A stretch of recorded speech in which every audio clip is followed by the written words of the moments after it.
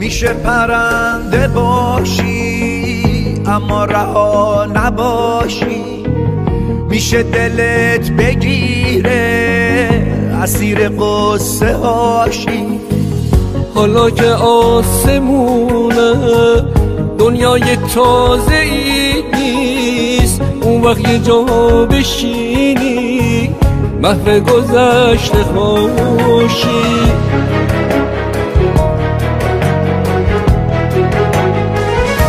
ترسیده باشی از کوچ اوجو ندیده باشی، واسه یه مشت دونه اهلی آدماشی.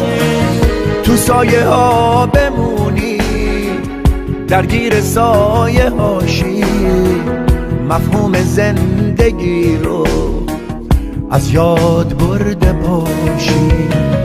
دلت بخواد دوباره از ته دل بخونی، از ترس ریزش اشک غمگین و بی صداشی. میشه پرنده باشی اما رها نباشی، میشه دلت بگیره اسیر قصه هاشی.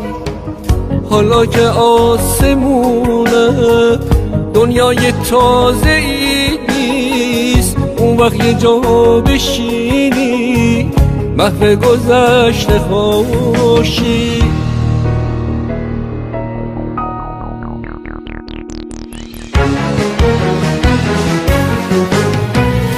ترسیده باشی از کوچ اوجو ندیده باشی، واسه یه مشت دونه اهلی آدماشی.